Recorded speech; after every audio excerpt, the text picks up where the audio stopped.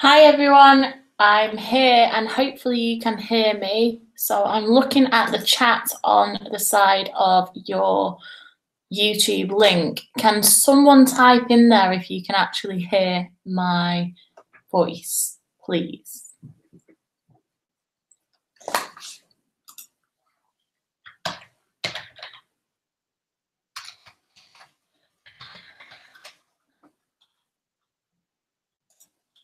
Awesome, that's brilliant. Thank you very much.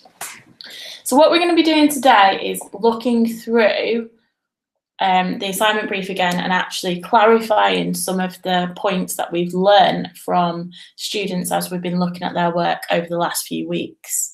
So what we have noticed is that there's been certain points of the brief that we need to clarify, some pointers that we need to reiterate, and some really big hints that we can drop over this session to try and give you some fantastic grades when you come back in January. So what I want you to remember is that the deadline is the 23rd of January 2019. So when you come back after your festive break, you will have 2 weeks to complete this. So you won't have much time when you're back together. So you're going to have to complete some of this whilst you're away over the festive break. And it has to be in by 5 to midnight, not to midnight, but 5 to midnight. And it's all submitted via Moodle. You will all submit in your group 4 blog posts, so blog posts 1, 2, 3, and 4, which is the same, and then you'll have your individual blog posts. And this contributes to 40% of your unit grade, and the pass mark is 40%. So just some housekeeping there, just to remind you about that.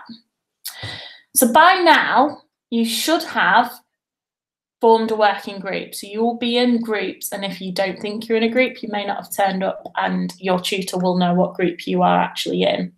So you will have formed a working group, and this will be about 2 to 5 students. We do have some 5 students, and we don't actually have any individuals because it is a group work.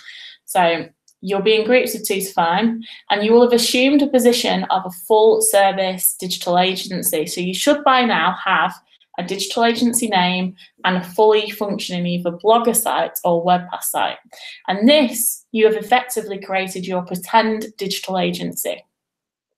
You'll be running your blog posts for the last few tutorials weeks, and you'll have blogged about different industry issues, trends, your opinions on things, and all of these are outputs from tutorials will have been posted on your blog. So what that means by this point is you're pretty familiar with being able to use the WordPress or Blogger platform. You should know how to add in some pictures. You will know how to hyperlink and all of the things that you're going to need to do in your assignment. So we've practiced all of those different things. And we've also been practicing the tone of voice that you're going to need to use for your blog. So you're going to have practiced a lot of blogging techniques. And by now you should be much more comfortable with writing in that format and not writing in a report format. So don't forget that there's some context behind this, and don't lose sight of this, because some of the work that we've seen to date has lost a bit of sight of this. So I'm just going to remind you the context of the assignment. This is an industry blog, and like industry blogs, we expect it to be positive. And what I mean by that is you are selling a service to other marketers.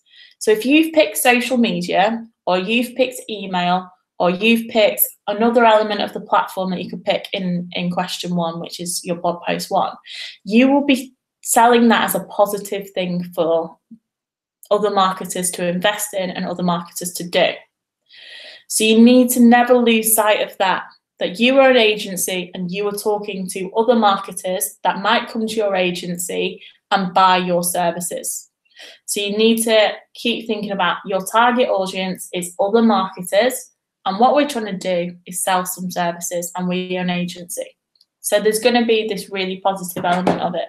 So even when you've got to highlight some weaknesses or mismanagement of the tool or technique, you're going to be able to turn this around and be like, but when it's been really well managed, this is an example.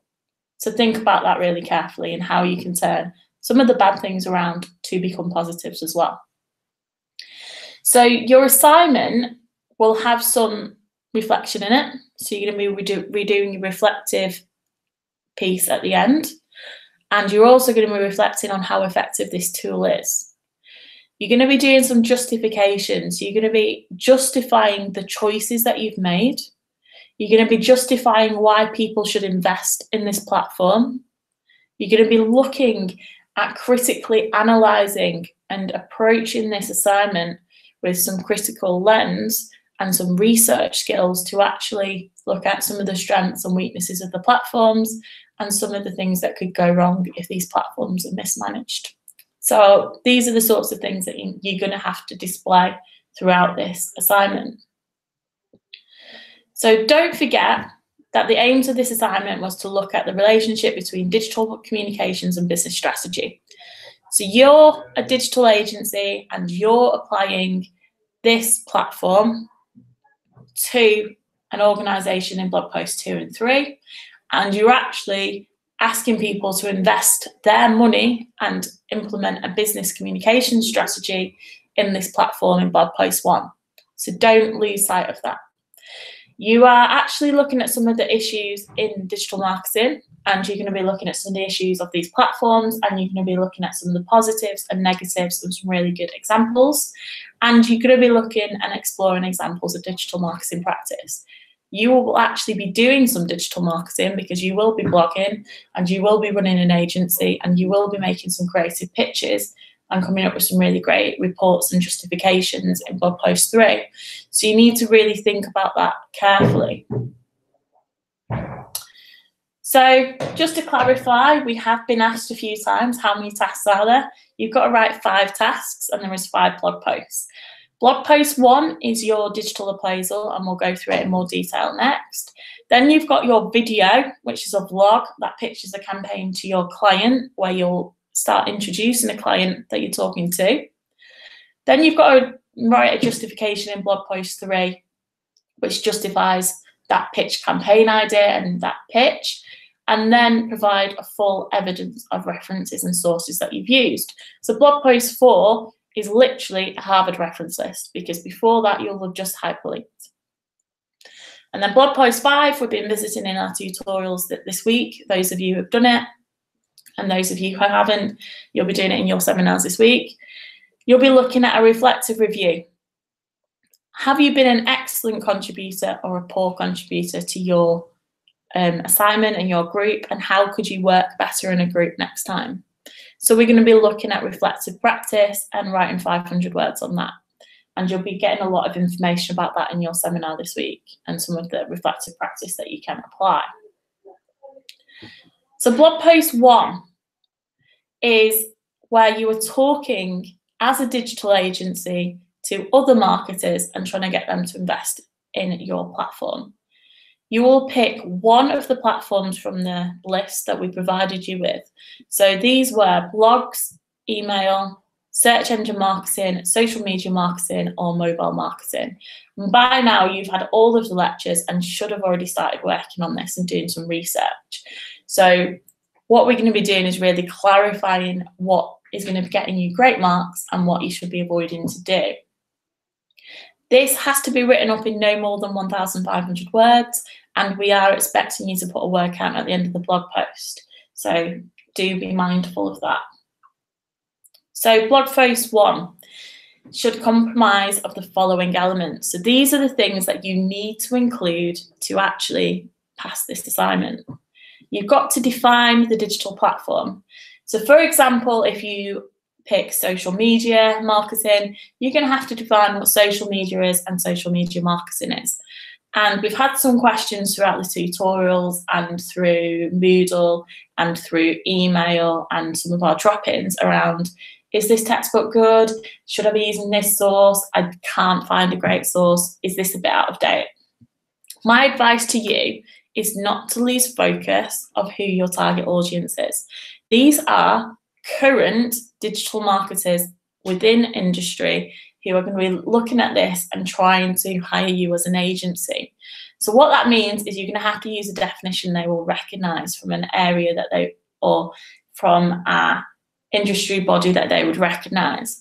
So the Digital Marketing Association, e-consultancy, or Walk, or one of the databases or one of the industry sources like that will give you a really great current working definition.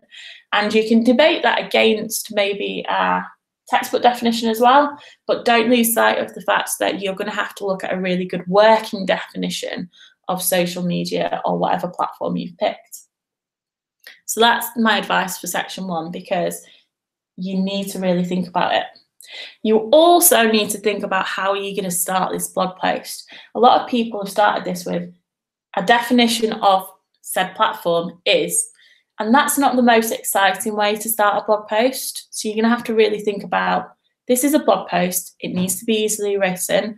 We haven't specified what voice that you need to write in or what person you need to write in, but what we have specified is the target audience of other marketers. We want it to be a blog post. So it's not going to be written in report format, and it's going to have these more interesting catches, especially at the beginning of the blog post, to get us excited about reading the rest of the 1,500 words. So start thinking about how you're actually going to introduce this, how you're going to move on to the definition, how that's going to flow to techniques, and how would that flow to justification. So start thinking about the writing style too.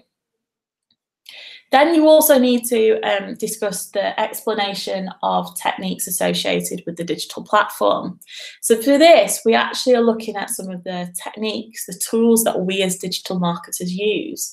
So what we mean by this is some of the best practice.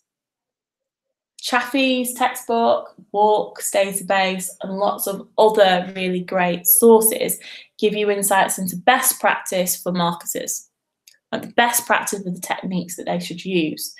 Things like using a human voice in social media would be a good example. So you need to think about what techniques a digital marketer would use with this platform. So you need to be looking at that and explaining that and justifying that. Then in your next section will be about justifying the use of this digital platform. And we've had a lot of questions about this. What we mean by this is, why should any digital marketer give you money as an agency to invest in this platform?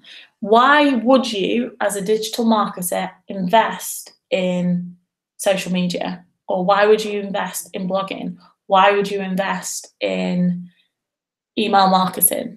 So you need to really think about this. It's quite a broad sort of justification of why that platform is still relevant, why that platform is worth investing money in. So things like if you were going to do social media, active social media users, things like the fact that spend on social media has increased and what part of digital marketing spend, how much has marketers spent on social media over the last year. All these sorts of statistics will be a great justification for why a firm should invest in this platform. So you need to think about that really carefully. And then the critique of the digital platform is the next section. And where students are struggling in this section, it's that they're looking at critique as only weaknesses of the platform. Don't forget, you are a digital agency and you're selling services. So you're going to be looking at some of the weaknesses of this platform if people mismanage this platform. So you are going to look at some of those things, but you're also going to look at some of the great strengths. So for example, you can talk about how if social media is mismanaged, bots can write weird social media posts that don't really fit, or tag onto news stories that don't really fit with the brand and can impede their reputation, and use some examples of that. And in comparison, you can talk about how a strength of social media is how easy it is for a campaign to go viral, and possibly look at how that is a great strength and some examples where that is. So you're going to be looking at some strengths and weaknesses for the digital platform and some examples. And what we are saying is that you need to provide at least one example of how it's been used in a recent campaign. And recent, we don't mean 2012, 2015, 2013. What we're looking for is possibly some 2018 campaigns and at the very minimum 2017 campaigns, because we're looking at recent campaigns that are successful now with the current internet users, not internet users from 5 years ago. Because what we know as digital marketers, and us in this course know, is that digital marketing has changed massively, and how we use the internet has changed massively in the last 5 years. Therefore, campaigns to justify this post being out of date won't be the best way to justify this, or to prove that your agency is currently relevant and worth investing money in. So think about that really carefully. And then the end of your blog post is to summarize the appraisal, reminding anyone that's reading this, so the client, so anyone who is a digital marketer that might want to hire you, why they should invest in this digital platform. So why is this platform worth investing in? Summarising that and pitching your services for it. So think about that really carefully. So that's what it will entail. So the big thing that I want you to remember is that it needs to be written in a tone suited to attracting potential clients to your agency. Okay? What we want to see here is you using the right tone of voice, which is authoritative, a bit chatty, a bit friendly, and gets the information across, but in this really authoritative tone to other marketers. What we don't want to hear or see is really boring report formats, because what that won't do is display your ability to write copy and blog posts for a digital agency, and we won't be able to get across that really good tone of voice and show this authoritative voice and show that you are really great communicators and can talk to loads of different varied target audiences. So you need to think about that, because that is a skill that we're looking at. And you must include all of your academic references as hyperlinks. And what hyperlinks are, and I've been asked this a few times, are the blue links that you see on blog posts. So what you're going to be doing is linking underneath words and underneath maybe citations, the link to where this is from. So that's that. Blog post 2. So we talked about this quite a lot last week in the lecture when we were talking about the client pitch and the pitches that we need to do for in industry to get jobs, because we'd always be given a brief and we're going to have to pitch for it if we work in an agency. So you need to think about this really carefully. You're talking to one of these clients and your 2-minute video is a pitch. So you need to get across to the client what you need to get across to them in this 2-minute video. And my advice to you is that it probably isn't the best way to do it, is to record yourselves presenting this on a board, because that seems quite dry. So you might want to do a voiceover of slides where the slides are quite interactive. You might want to film segments and put it together. You might want to have screenshots that you've included in this and edit it together to try and get a really visually pleasing sort of pitch that these clients will be excited about, because you're going to be displaying that you are marketers, you can do this, you can communicate to the right audience really carefully. So you by now, hopefully, have picked which client that you're going to go to. So you've got Kettlebell Kitchen, which is the local healthy food meal prep kitchen. And they've got various sites throughout Manchester, and they also do meal prep nationwide. You've got Alexander McQueen Clothing, which is a high-end clothing brand. You've got Amazon Echo, so just the Echo ranges, so the smart home range of Amazon, and O2 Apollo Theatres and Glam Glow face masks. So by now you will have decided which one you kind of are most interested in, which one you're most familiar with, and also which one's the most suitable for the platform that you picked in blog post 1. So you need to think about that as well. So you'll be using the platform so that you've discussed in blog post 1. So if you pick social media, you'll be applying social media to the client that you pick here. So you need to think about that really carefully and how you're going to justify that to the client as the most appropriate. So what we mean by pitching, and this is not limited to, because we've discussed in the pitching that there's loads of different things that you can do in a pitch, but to pass, we want you to talk to the client and outline where they are right now. So where are they digitally right now? Where is their current weaknesses? Why have you picked this platform? What is their current business plan? Have you seen that they're expanding at the moment? Have you seen that they've been struggling with sales at the moment and you need to push something? You need to just kind of talk to the client and be like, Kettlebell Kitchen or Amazon Echo, we know where you are right now. This is what's going on. This is what you've been doing to expand, or this is what you've been doing digitally. And what we recommend for you to do is use social media, but actually within this digital platform, so clarifying the digital platform, we actually want you to set up an Instagram account or to refocus your Instagram account on just business to consumer audience and set up a completely different one for business to business audience. So you're going to be talking to them and you're going to be describing and justifying through some of the research you've done, and possibly on the slides or on the screenshots, you will have tables or some of the research you've done to get to that point. And we looked at last week some brazen PR tables that you could use within pitches that you could go back to and refer to and see what I mean by some of the tables that would be really good here to show why you've gone for this platform, why you've gone for Instagram within that platform, and those sorts of information. Then you're going to have to come up with one objective that you hope this campaign will achieve. So we've said that you can come up with the objective, you've researched the client and you're pitching to them an objective that you want them to reach. And what we've said to you also is that we would like it to be smart objective. So if you look on our Moodle site, you will see last week I have posted an article about smart objectives, and what that actually does is shows to you what smart objectives are and how you can apply them in this assignment. So for example, we really want you to have objectives that have a clear target audience, have a clear time limit on them, have a realistic impact and a measurable response that you're going to be able to discuss in blog post 3. And then you're going to have to discuss the creative campaign ideas. So you're going to have to come up with a creative idea and a campaign idea that will meet that objective.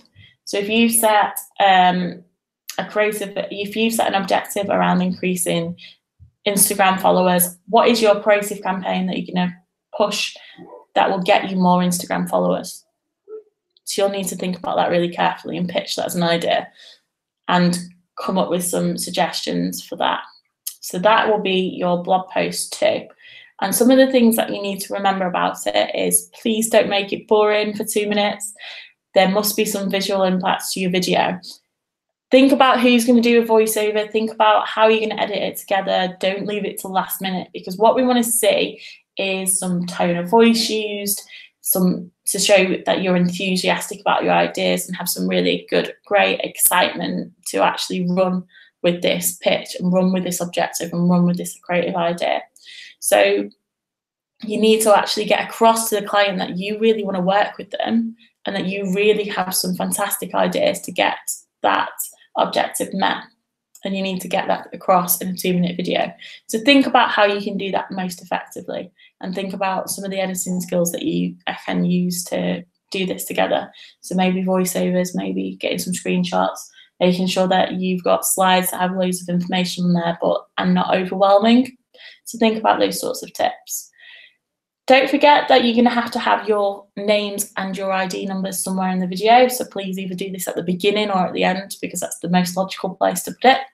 And you're going to have to embed this link within your blog posts, and also embed a clickable link. So when you are actually submitting this, you are going to, on your blog, post this video.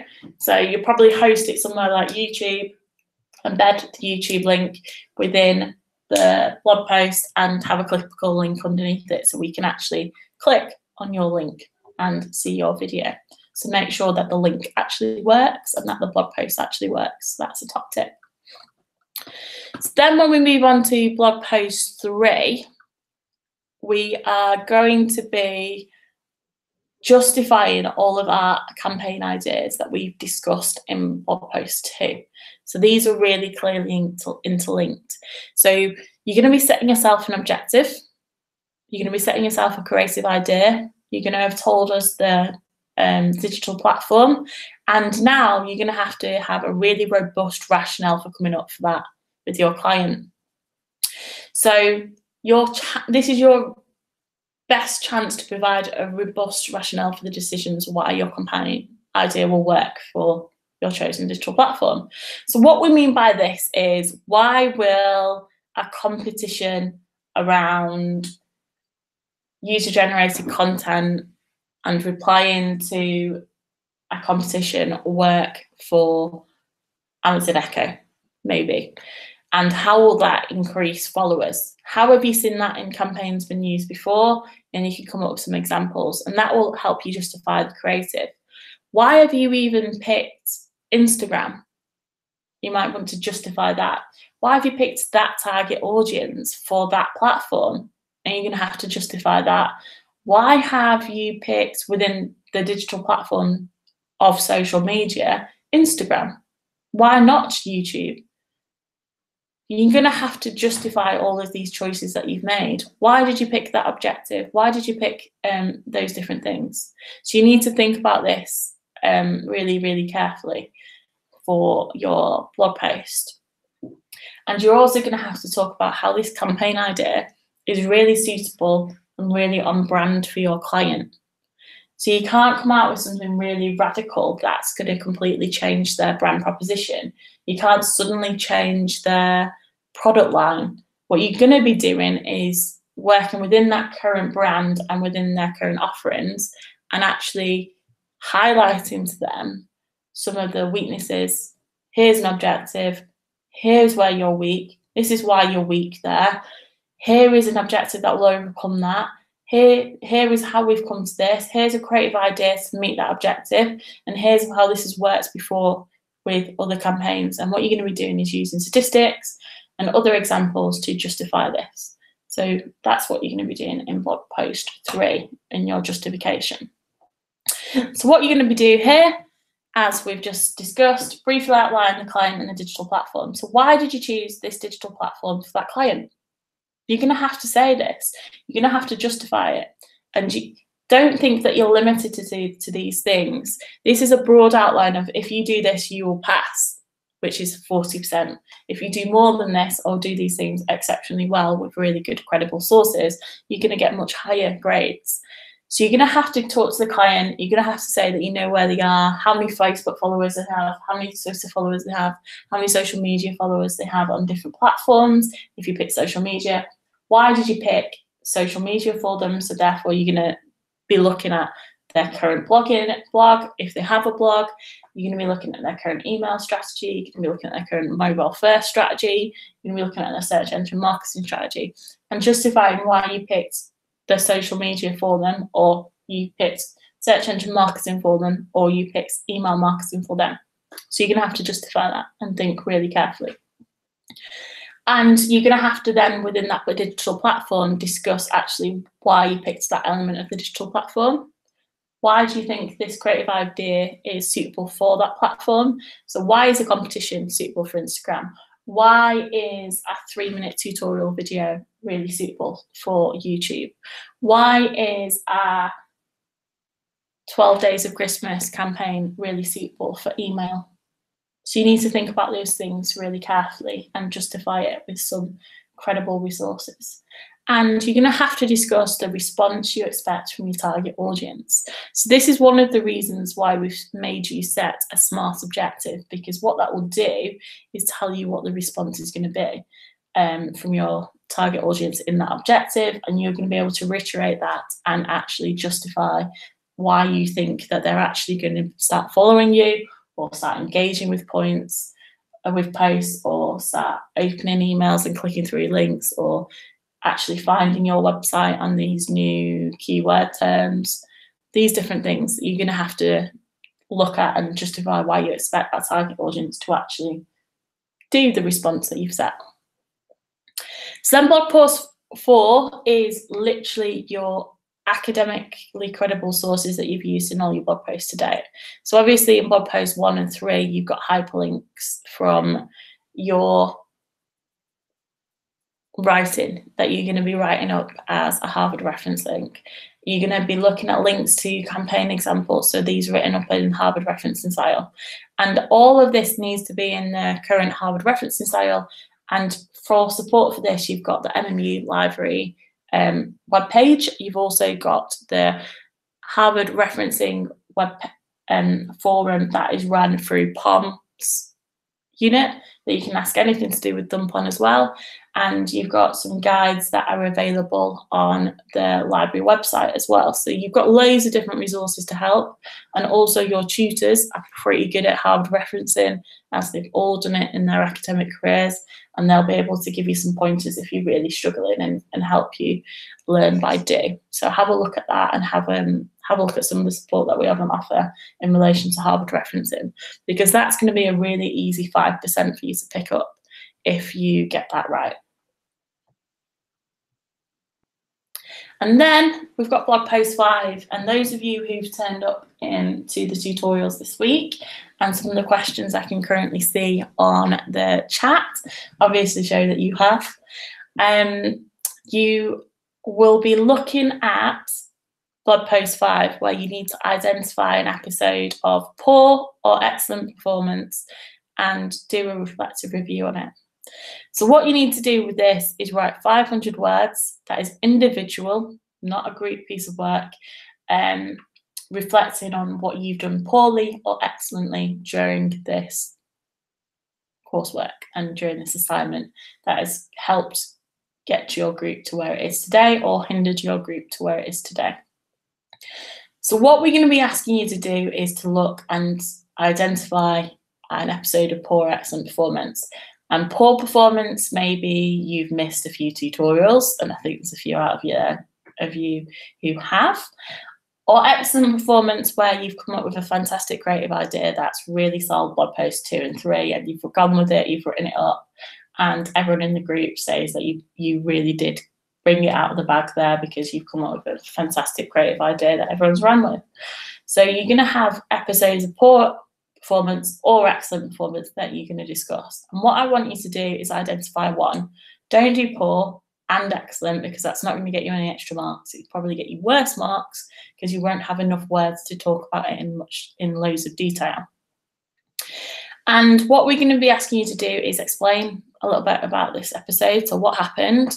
And in this, you're going to be therefore describing the incident in detail and this episode in detail.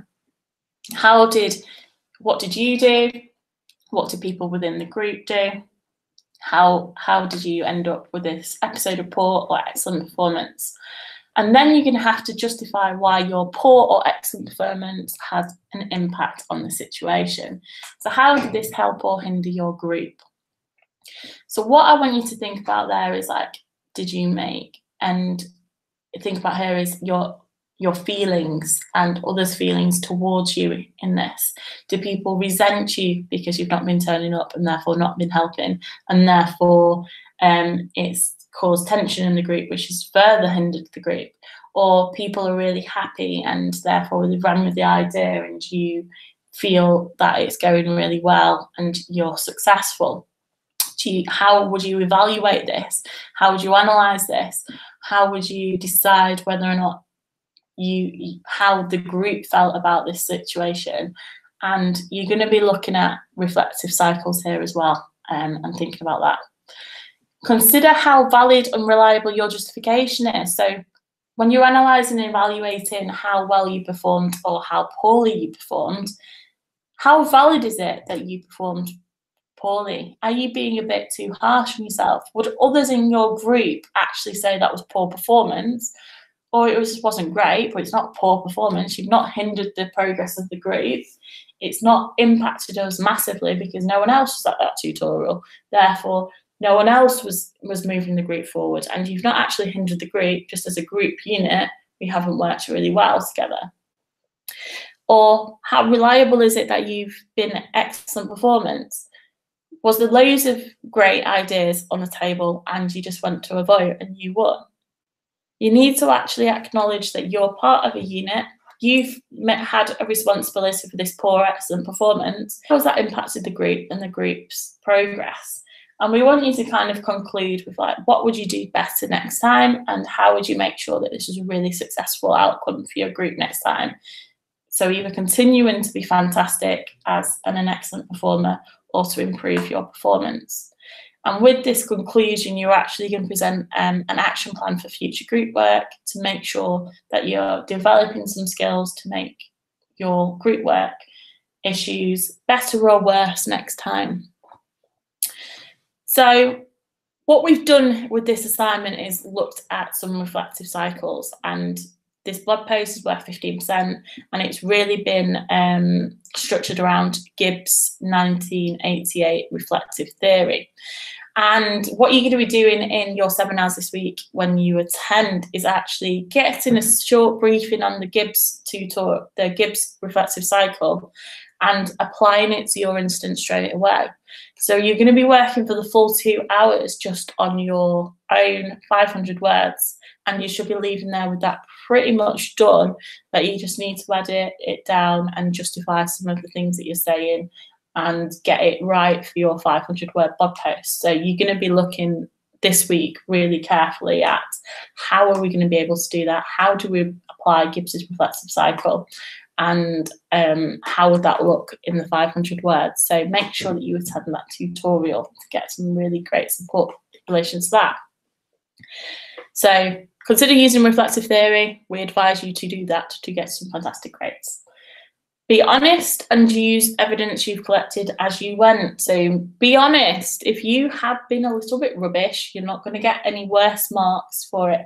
You're probably going to get fantastic marks in this 15% because you were honest, reflected critically on how you've impacted your own development and the group's development, and come up with an action plan how to make sure it doesn't happen again.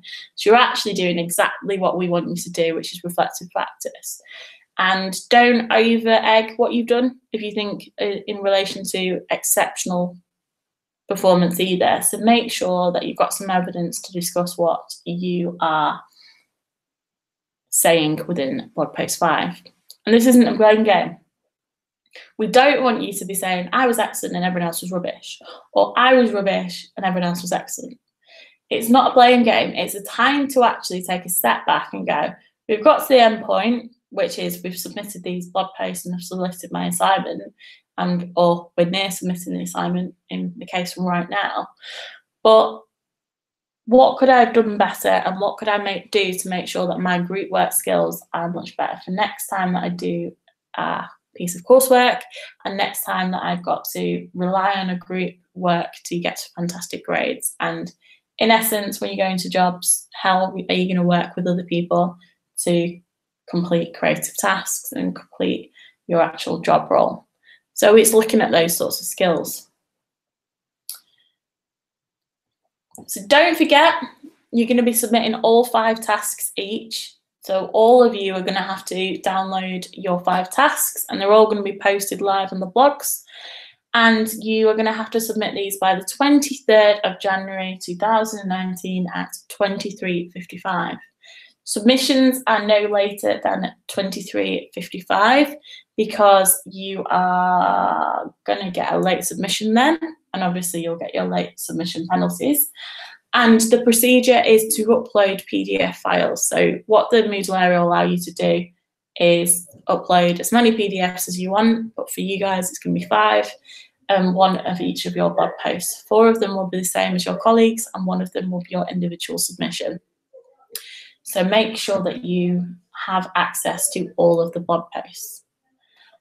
What we're going to be doing is giving you feedback after 4 weeks, and unfortunately for us, that means that it falls within reading week. So we will be giving you your grades and feedback sheets in your dump seminars and on Moodle, but you will be talking to your tutor after you manage to digest your feedback the week after reading week in February. So that means that you're going to come in after having received your grades and your feedback, and be able to have the opportunity to talk to your tutor through this, some of the feedback, and actually discuss where you could do better.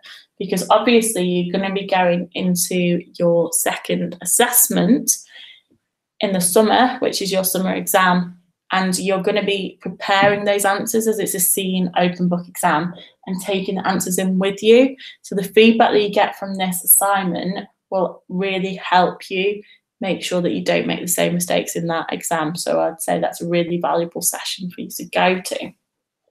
So that's what we're going to be doing. So support that's left on offer is another question I'm asked quite a lot. We have our office hours that are advertised on Moodle that you can go and see your tutor in. So mine are 10 till 11 on Tuesdays during term time, and 11 till 12 on Wednesdays during term time, so you can come to those. You can ask your tutor this week any questions, as they're obviously going to be helping you on your assignment and blog post 5. You can ask on the Moodle forum before the 21st of December or after the 2nd of January, and one of the team will respond to the forum questions, and we'll be looking to cover that between us over the Christmas period. And then when you come back in week commence the 7th of January, so straight after the festive period, you're going to have 1-to-group appointments available in your seminar slots. So what the tutors are going to be doing is sending out a list of appointments and the groups that are assigned to those appointments, and you will be able to come to those appointments or as a group and actually show them the work you've got and ask questions about the work that you've got at that point. So you're going to have to come with something prepared, questions prepared, something to show them that you can ask them questions about. But what we don't do is actually give you a proofread at that point. We are just going to be answering questions and giving you some pointers to actually improve your grades, but not proofreading and red penning your assignments, because we don't do that. And just to remind you, we don't offer email support. So if it's a general question, you should ask it on Moodle. If it is a personal question, it will be something that you'll email to us, and we'll be giving you personal support, and it won't be a group issue and it won't be a group question then. So think about that really carefully. Is this a question that is about the task and therefore can be asked on Moodle?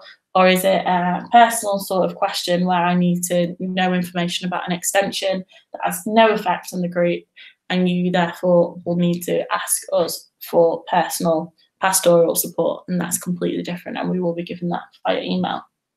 So think about that really carefully about the support. So don't save that. Right, so I just wanted to show you again the assignment brief. Here is the assignment brief. Here is all of our contact details, and here are all the different things that you need to do. So just to remind you, 1,500 words, 2 minutes, 500 words, a full reference list, and write a reflective review of 500 words. So you're going to see these things, and you're going to have to understand what you need to deliver. You are going to be able to look through this in detail, and there is a lot of detail giving you some of the context about it and what your agency is doing, the aims of the assignment, and some of the deliverables that you're going to need to do. And we've given you the sort of information I've just discussed here, and some of the different information, like you're going to have to write 1,500 words of copy, and make sure you indicate the word count at the bottom. So make sure you look at this document, because we've put a lot of effort into this document to make sure there is a lot of information on there that you can answer. But I want to highlight to you some of the things that you're going to have to take away from this. We've given you some sort of indication of some references that we might want to see in there. So a lot of questions have been asked about what is a credible website. Well, what it means is that it's not biased, it might have an editorial board, it has some academic credibility, it has some industry credibility, and we've given you a kind of indication there of the sorts of things that we would deem as credible. So you could have a look at those as a great starting point and actually start asking questions of websites and of blogs and of agencies about what is the purpose of this writing, and do I think that this is a credible source? The other thing I want you to highlight and actually understand and make sure you understand before you leave for the festive break is this is your assignment breakdown. Blog post 1 is worth 40% of your grade. So that's a great big chunk of your grade. And this is what we're looking for. So to get the great marks, you're going to be looking for a critical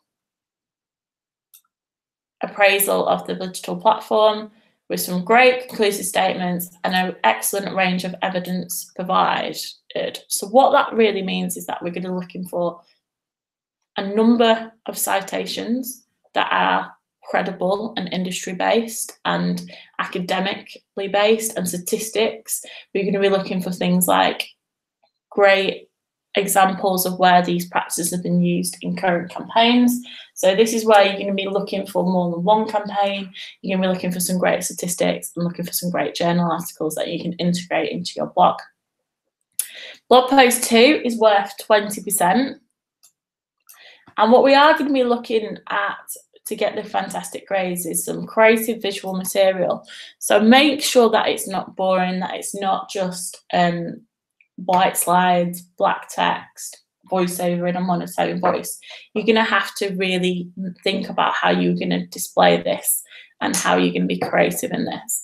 And also, we want you to have an excellent, clear and concise explanation of the idea pitched in the video. And what we mean by this is great communication skills. We want you to really clearly and concisely get across why using this platform, what do you know about this client, why using that element of that platform, why that objective, why is that creative idea really great, how are you going to get across that creative idea is great with really great enthusiasm. And it was really engaging throughout the whole of the 2-minute video, so make sure you do that. One of the things that I want you to make sure that you look at as well, the video is too short or too long in length, 40 to 49%. The video is too short, too long in length. These are the lower grades. The video is no more than 2 minutes in length, no more than 2 minutes in length. So if you actually submit longer than 2 minutes, you're going to be getting grades around this area, and you're not going to be able to open up these grades because what you are displaying is an inability to actually follow the brief and provide what the client is asking for, which is a pitch in 2 minutes. Blog post 3 is worth 20% again. So we're going to be looking for here some great creative ideas that you mentioned here actually being justified with some critical appraisal.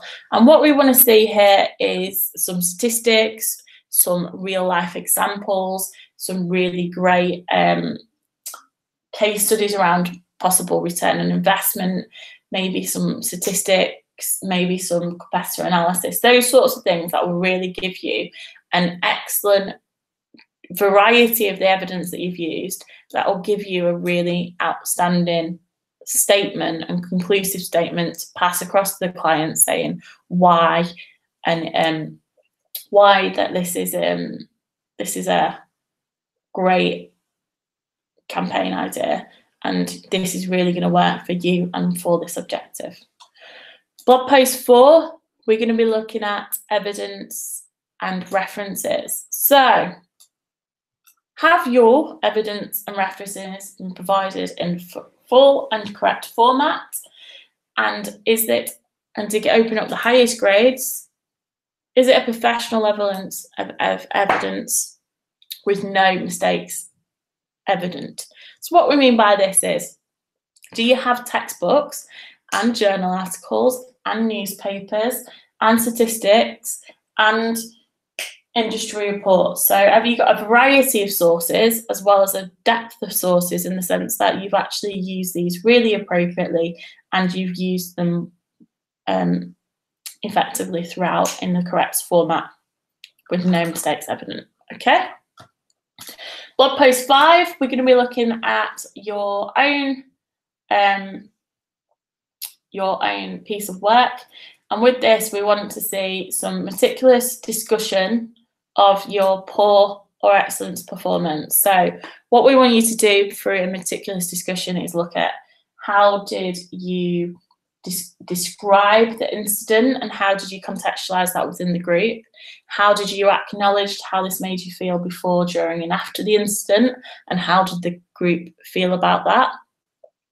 How would you look at this and actually analyze and conclude on this to see how you performed well or performed badly, and actually come up with some concluding, I need to develop these skills, or I need to keep using these skills, and come up with an action plan that's really, really clear and deliverable, but whilst using reflective theory. So we are advising you to use Gibbs 1988, learning by doing theory. Okay, so you can look at that core text, but also you can look at and talk to your tutor this week in the tutorial, and they will give you some great pointers.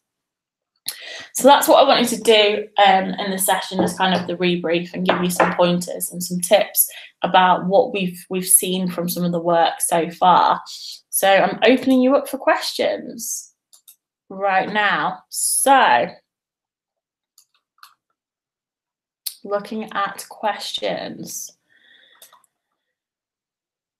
Hi everyone, ask any questions you have here. Okay, so hi, yep, you can hear me. In the examples we were given in the dump tutorial with Joanna a couple of months ago, it was more like a report than a blog, but they got the highest marks. Okay, so there was a number of examples in that. So obviously the one that got first was the one that had loads of diagrams in it and graphs in it, and referred back to it. And if you actually looked and refer back to the writing style, they didn't start it with, they didn't start this with, this is described by, the definition is this. They did write it in a really approachable style, and they used really great evidence. They used a really conclusive argument. They used really great imagery, and they included things like infographics and theories to actually get this authoritative tone. So what you need to do is actually think about your target audience and how you're going to get that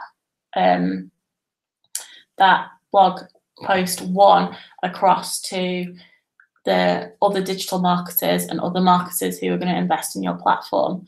So what I would say about that is, yes, there is elements of it that will have infographics in and have statistics in there, and there may be graphs, but it's because you need to get an authoritative tone. It's the writing style that we're talking about. We don't want a boring writing report format. Actually, what we want is a tone of voice that will get that across as great communication to that target audience. So if you want any more tips on that, talk to Joanna in your tutorial and she'll be able to help you. And then the rest of you can talk to your tutorials if you're not really sure about what we mean by that. So think about that really carefully. Are the subtitles included in the overall word count for blog post 5? Yes. Every word in the blog post is included, apart from the bit at the bottom that says word count is. Okay, so you need to make sure that you are adding up all of your subtitles and all of those different things that you're using in your citations and your hyperlinks maybe in blog post 5. So think about that really carefully, how you want to use those 500 words. Do you know any recent blog campaigns? I'm struggling to find recent ones for statistics. So what I would say is blogs are really good at driving traffic into websites and are great landing pages in from emails. So they are normally really written up as parts of other campaigns. So great blogs that you see out there are the ones like Topshop has a fantastic blog, and you've got a fantastic blog on asseennonscreen.com, on Feel Unique. And what I'll do is actually post some blog best practice on the Moodle area if you're really struggling to find recent ones. I'll obviously not give you the answer, but I'll give you an indication where you can find them. But WARC, so WARC, is a great database available through the library website. And what that does is give you some best practice and case studies of recent campaigns. And on there, you'll find some great ones. But I will give you some articles that you can kind of follow on from that might help you, direct you that way. Is our target audience in blog post 1 different to our client in blog post 2, or the same thing? Okay, so target audience in blog post 1 is different. The reason why it's different is because in blog post 1, you are a digital agency and you're trying to drum up clients. So all potential marketers who are investing in social media, if you pick social media, or people who are investing in digital platforms, could potentially come to your agency based on this blog post and actually ask you to do some work for them, or ask you to pitch for them. In blog post 2 and in blog post 3, your target audience is the client that you've picked. So it is different. You're talking to marketers in general in blog post 1, who could potentially read your blog post, and in blog post 2 and 3, your target audience is the specific client. Okay, that seems to be all of the questions on here. So what I will do now is search and see if there is any been added on Twitter. Probably not, as it is not the most active platform this year. Some questions, no, not on the Hangout chat. That was a while ago, so let's look at the latest ones. So just a placement video from myself and something about proofreading from myself. So yeah, I would say you need to, there is no questions on there, so obviously I have none to answer there. And let's go back to this. Thank you, Rory, that's very polite. If anyone else hasn't got any more questions, I will actually sign off. So I'm going to stay on for a couple more seconds. I can see people started to drop off now on the watching list. But if you can all just make sure that if you've got any more questions, you just ask it now. If not, bye-bye, and I will see you all guys all in the tutorials this week if you've still got me. If not, I will see you back on a Hangout in January for your coursework briefing.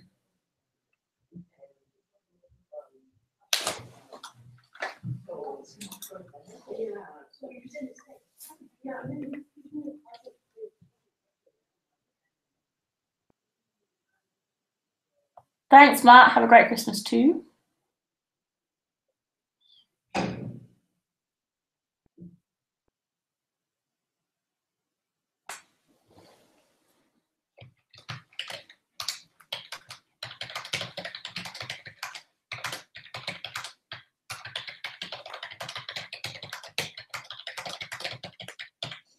Okay, guys, so I'm signing off. Any more questions, please ask them in the forum.